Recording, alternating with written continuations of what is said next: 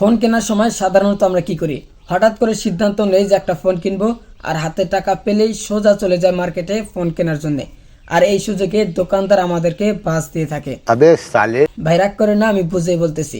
মনে করেন আপনি একটা ফোন কিনবেন, এখন আপনি যদি ফোন সম্পর্কে না জেনে কোনো ফোন চয়েস না করে হঠাৎ করে ফোন কিনতে যান, তখন দোকানদাররা আপনাদেরকে ওই ফোনগুলোই সাজেস্ট করবে যে ফোনগুলো থেকে তারা বেশি লাভ করে থাকে। আর নর্মাল ফোনগুলো থেকে তারা বেশি লাভ করে থাকে, ভালো ফোনগুলো থেকে তারা বেশি লাভ করতে পারে না। অতএব আপনাকে কোনোভাবেই তারা একটি ভালো ফোন সাজেস্ট করবে না, তারা তাদের নিজের দিকটা নিয়েই চিন্তা করবে। অতএব বুঝতেই পারছেন কিভাবে দোকানদাররা আমাদেরকে বাস দিয়ে থাকে। এখন মেন কথা হচ্ছে, আপনি যদি বর্তমানে একটা নতুন ফোন কিনতে চান অথবা আপনি পরবর্তীতে একটা নতুন ফোন কিনতে পারেন, ঠিক তখন যদি আপনি এরকম বাস খেতে না চান এবং আপনার নির্ধারিত বাজেটে একটা পারফেক্ট ফোন কিনতে চান, তাহলে আজকে আমি যে পদক্ষেপগুলো বলবো সেগুলো আপনার অবশ্যই জেনে রাখা উচিত হবে। প্রথমত আপনাকে প্রাইস সিলেক্ট করে নিতে হবে। ধরেন আপনি 15,000 টাকাতে ফোন কিনবেন অথবা 20,000 টাকা বাজেট একটা ফোন কিনবেন, সেটা আপনাকে শুরুতেই সিলেক্ট করে নিতে হবে। এরপর ধরেন আপনি 15,000 টাকা দিয়ে একটা ফোন কিনবেন। এখন 15,000 টাকা দিয়ে আপনি কোন ধরনের ফোন কিনবেন বা কোন দিক দিয়ে ভালো হলে আপনি সেই ফোনটি কিনবেন সেটা আপনাকে সিলেক্ট করে নিতে হবে। আপনি ক্যামেরার দিক দিয়ে ভালো একটি ফোন কিনবেন নাকি পারফরমেন্সের দিক দিয়ে ভালো একটি ফোন কিনবেন, সেটা আপনাকে অবশ্যই শুরুতেই সিলেক্ট করে নিতে হবে।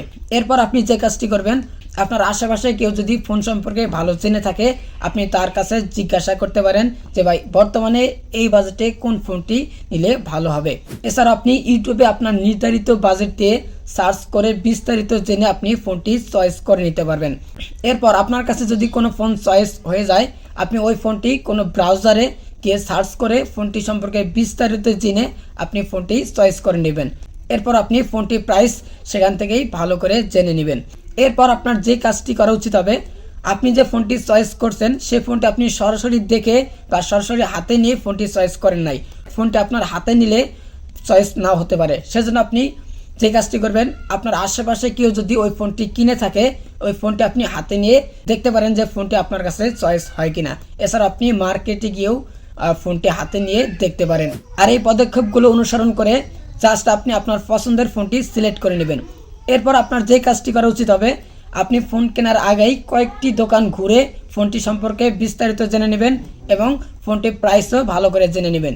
এতে করে আপনার যে কাজটি হবে, আপনি ফোনটি সম্পর্কে বিস্তারিত জানতে পারবেন এবং হতে পারে আপনি কোনো দোকান থেকে কিছু টাকা কমেও আপনি এই ফোনটি পেতে পারেন। অতএব আপনার উচিত হবে ফোন কেনার আগেই কয়েকটি দোকান ঘুরে ফোনটি সম্পর্কে বিস্তারিত জেনে নেওয়া। ফাইনালি আপনি একটা দিন ঠিক করবেন, ওই দিন আপনি ফোনটা কিনতে যাবেন। এরপর ওই দিন আপনি সোজা চলে যাবেন মার্কেটে, দোকানদারকে বলবেন ভাই আমি এই ফোনটাই কিনবো। বাট ওই সময় যদি দোকানদার আপনাকে অন্য ফোন সাজেস্ট করে, আপনি বলবেন থাক ভাই বলার দরকার নাই, জাস্ট আপনি আপনার পছন্দের ফোনটি কিনে সোজা বাড়িতে চলে আসবেন। আশা করি বুঝতে পারছেন। ভিডিওটি ভালো লাগলে অবশ্যই লাইক করবেন। আল্লাহ হাফেজ।